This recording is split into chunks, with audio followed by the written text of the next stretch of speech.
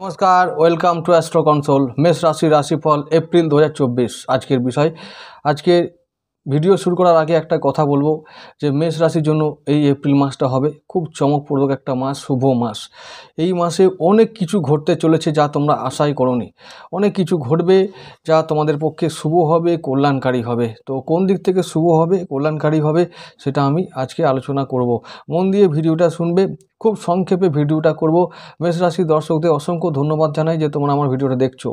যাই হোক, যদি আরও এই চ্যানেলের অন্যান্য ভিডিও দেখতে চাও তাহলে মেষ রাশি সম্বন্ধে, তাহলে মেষ রাশির যে প্লেলিস্ট আছে আমি তৈরি করে রেখেছি তোমাদের জন্য, সেগুলো তোমরা দেখতে পারো। আমি আশা করি তোমাদের খুব ভালো লাগবে। যাই হোক, আমি শুরু করছি আজকের রাশিফলের ভিডিও। এপ্রিল 2024 মেষ রাশিকে আমি বললাম যে অনেকগুলো সুখবর দেবো, তাই আজকে আমি প্রথম সুখবর যেটা দেবো সেটা হলো যে এই মাসে তোমাদের কিছু প্রাপ্তি যোগ ঘটবে, অর্থ প্রাপ্তি। কারণ তোমাদের লগ্নে আছে বুধদেব। লগ্নে বুধদেব থাকা মানে অর্থ ও সময়ের কারক হিসাবে বুধদেব যখন কোনো রাশিতে অবস্থান করেন তখন তাকে কিছু পাইয়ে দেন, অর্থ পাইয়ে দেন, কিছু যোগাযোগ পাইয়ে দেন। যে যোগাযোগগুলো নতুন করে কিছু রোজগার বলতে পারো, উপার্জন বলতে পারো, সেই সমস্ত কিছু তৈরি করতে বা নির্মাণ করতে সাহায্য করবে। জীবন ও ভাগ্য নির্মাণ করতে সাহায্য করবে। বুধ হলো কমিউনিকেশনের মাস্টার, যোগাযোগের মাস্টার। তো যোগাযোগ তৈরি করে দেয়, বন্ধুত্ব তৈরি করে দেয়, সম্পর্ক তৈরি করে দেয়।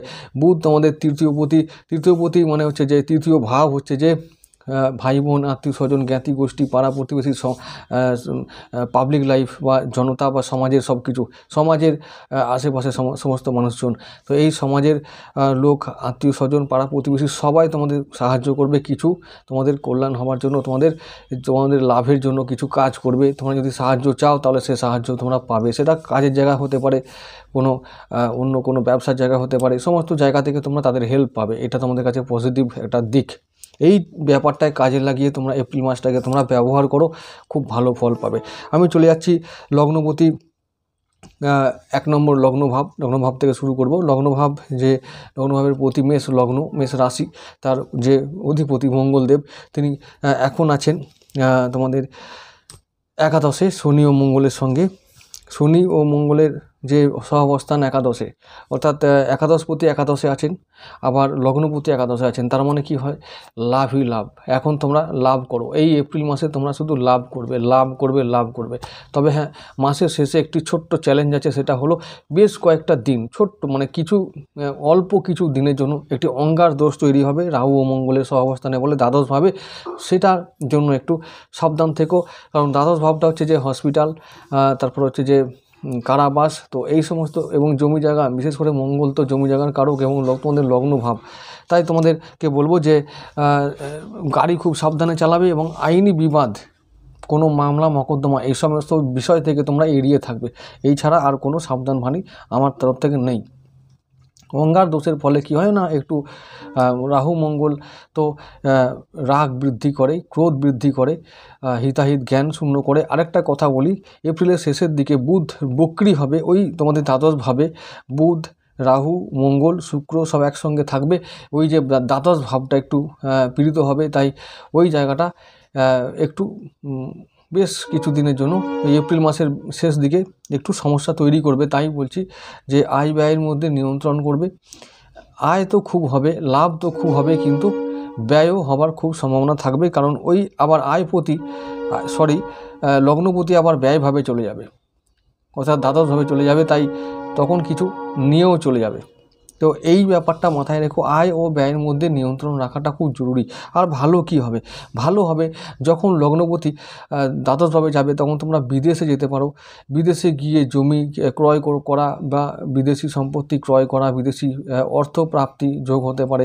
কারণ বুধ বক্রী থেকে আবার তোমাদের কিছু পাইয়ে দেওয়ার জন্য যাবেন ওই মীন রাশিতে। তো রাহু বুধের একটা কম্বিনেশন তৈরি হবে তখন। তো রাহু বুধ যখন থাকবে তখন তোমরা বুদ্ধির দ্বারা নিজেদের কাজ হাসিল করার সুযোগ পাবে, তো উপায় খুঁজে পাবে। তো এই বিষয়গুলোই ভালো ভালো মানে যোগাযোগ তৈরি হবে, অর্থাৎ বৈদেশিক বাহার থেকে মানে তোমরা যেখানে বাস করো সেখান থেকে অনেক দূরে কারোর সঙ্গে বা দূরে কোনো কোম্পানির সঙ্গে কোনো সংস্থার সঙ্গে যোগাযোগ তৈরি হবে, যেই যোগাযোগগুলো বা সম্পর্কগুলো তোমাদেরকে আগামী দিনে হেল্প করবে বহুলাংশে। তো এই ব্যাপারটা হেল্প করবে আর্থিক দিক থেকে, পারিবারিক দিক থেকে, কোনো সম্পর্কের দিক থেকে, এই সমস্ত ব্যাপারগুলো মনে রাখতে হবে। ভালো তো অনেক কিছুই হবে, তার মধ্যে আরেকটি হলো যে ব্যবসা বাণিজ্য। ব্যবসার জায়গাটা আমি বলবো যে ফাটকা লাভ হবে, শেয়ার মার্কেট থেকে ইনকাম হবে। যদি কেউ ইলেকট্রনিক্স দ্রব্য বিক্রি করো, যারা অনলাইন ব্যবসা করো, তাদের জন্য খুব ভালো লাভ হবে, কারণ শুক্র রাহু একসঙ্গে থাকবে। অনলাইন বিজনেস, লটারি, জুয়া, সাট্টা, অ্যালকোহল, এই সমস্ত জায়গা থেকে প্রচুর লাভই লাভ করো যা খুশি। তো এখান থেকে যারা অবশ্যই এইসব জায়গায় ঝুঁকি নিতে পারো তারা এগুলো থেকে করতে পারো। যে সমস্ত জায়গা থেকে সরকারি পারমিশন আছে, সেটা জুয়া হতে পারে, লটারি হতে পারে, সেই সমস্ত জায়গা থেকে তোমরা এই কাজগুলো করতে পারো, অন্যান্য জায়গা থেকে করবে না। আর আরেকটা কথা বলবো যে তোমাদের ষষ্ঠে কেতু আছে, তাই ব্যাক পেন বা যে কোনো শিরদাঁড়া বা মেরুদণ্ডে কোনো ব্যথা তোমরাকে সেগুলোকে ইগনোর করবে না, এছাড়া তোমাদের কোনো সমস্যা এ মাসে নেই। আর নবমে প্রথম দিকে কয়েকদিন চন্দ্র থাকবে, তাই নবমে চন্দ্রভাবটা খুব শুভ ভাব। চন্দ্র মানে মায়ের শরীর একটু বিগড়াতে পারে, তো মায়ের শরীর দিকে একটু নজর রেখো। পঞ্চমপতি যখন রবিদেব দ্বাদশভাবে যাবেন, রবি আর রাহুর একটা গ্রহণ দোষ তৈরি হবে, তাই সন্তানের শরীর স্বাস্থ্যে একটু অবনতি হতে পারে। তো সন্তানকে নিয়ে একটু সমস্যায় যারা আছো এখনই, তারা সাবধান থেকো, সন্তানের শরীর স্বাস্থ্যে নজর রেখো। আর বলবো যে পঞ্চমপতি যখন দ্বাদশ হয়ে যায় তখন কি হবে না, বিদেশে গিয়ে ইনকাম করার সুযোগ পাবে, বিদেশে গিয়ে পড়ার সুযোগ পাবে। তো এই সুযোগগুলো যদি সামনে আসে তাহলে তোমরা সুযোগকে কাজে লাগাবে। এই সুযোগ তোমরা যদি এখন কাজে লাগাও, সেগুলো আগামী দিনে খুব ভালো ফল আনবে, তোমাদের ভাগ্য ও জীবনে প্রভাব ফেলবে, শুভ প্রভাব আনবে। এই সুযোগগুলো তোমরা কিন্তু পাবে, বিদেশে ডিগ্রি অর্জন করা, বিদেশে পড়াশোনা করার সুযোগ তোমরা পাবে। এছাড়া যারা কম্পিটিশন এক্সাম দিচ্ছ তাদেরকে বলবো যে তোমরা এই আগামী কয়েকটা মাসে, মে মাসের পর থেকে যদি কখনো পরীক্ষাগুলো হয় তাহলে কিন্তু তোমাদের ভালো সময় আসছে, তোমরা সাকসেসফুল হবে। এই বিষয়ে তোমরা মাথায় রেখো এই বিষয়টা, যে সাকসেস হবার খুব চান্স আছে, 80% চান্স থাকবে সাকসেস হবার। যদি জন্মছকে কতগুলো দোষ তৈরি হবে, ছকে এই দোষগুলো যদি না থাকে, অর্থাৎ গ্রহণ দোষ, নাক দোষ, ছন্নছাড়া দোষ, দারিদ্র দোষ, এগুলো না থাকলে তোমাদের জন্মছকে যদি এই দোষগুলো না থাকে তাহলে তোমরা সাকসেসফুল হবে। এটা 1 নম্বর।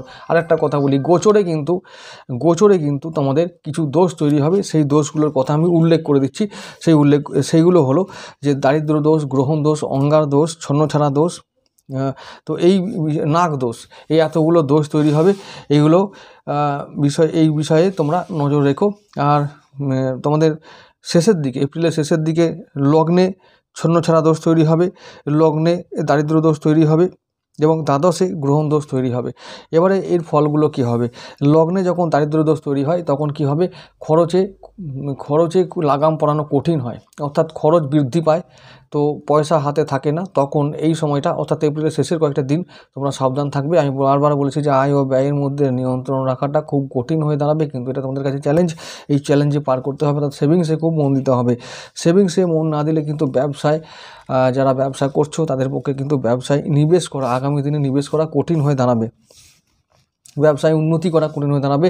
তাই সাবধান, যা কিছু করার আছে। আমি একটা কথা বারবার বলছি, নাক দোষ যেটা তৈরি হবে বুধ আর রাহুর কম্বিনেশনে, সেটা কিন্তু এমনভাবে তৈরি হবে যে বুধ কি করে, উপস্থিত বুদ্ধির কারক, উপস্থিত বুদ্ধিটাকে কেড়ে নেবে, সিদ্ধান্ত নেবার ক্ষমতাকে কেড়ে নেবে, অর্থাৎ বিভ্রান্তি তৈরি করবে, মতিভ্রম তৈরি করবে। মনে হবে যে কোনো কাজ আমি এটা ইজিলি করতে পারবো, কিন্তু সেটা করতে গিয়ে নাজেহাল অবস্থা হবে। তো সেই ক্ষেত্রে যে কোনো কাজ করার আগে 100 বার ভাববে, এটা মাথায় রেখো।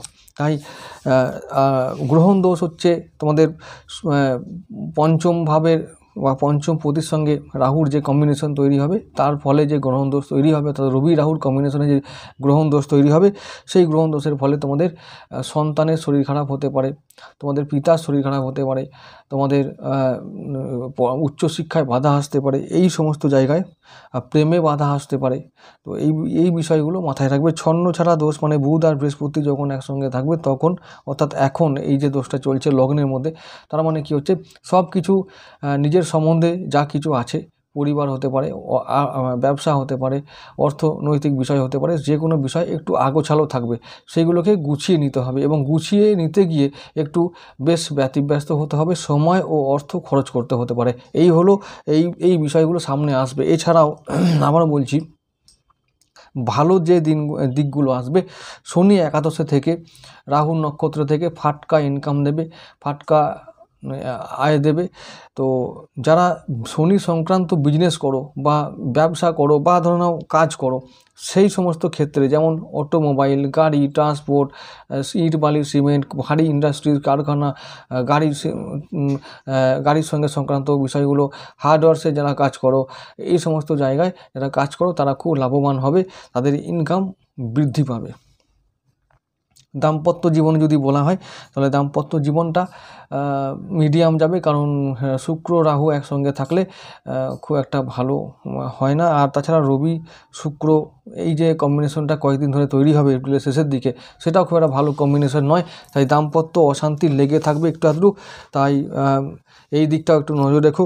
কর্মক্ষেত্রে নতুন কর্ম পাবে কিনা বা কর্মক্ষেত্রে কোনো বদলি হবে কিনা সে বিষয়ে আমি যদি বলতে হয় তাহলে বলবো যে নতুন কর্ম লাভ করতে পারো। যারা কর্ম চাইছো, তারা কর্ম খুঁজতে চাইছো, তারা কিন্তু পাবে। এপ্রিল মাসটা তোমাদের কর্ম লাভ করার জন্য শুভ সময়। আর কর্ম স্থানে যদি কেউ বদলি চাও বা বদলি হওয়ার ব্যাপার থাকে তাহলে কিন্তু বদলি হওয়ার সম্ভাবনা বহুত কম। তো যদিও এইটা জন্মছকের ওপর ডিপেন্ড করছে, কিন্তু এই এপ্রিল মাসে বদলি হওয়ার সম্ভাবনা অনেক কম, এটা বলা যায়। যাই হোক বন্ধুরা, আজকে এটুকু থাক।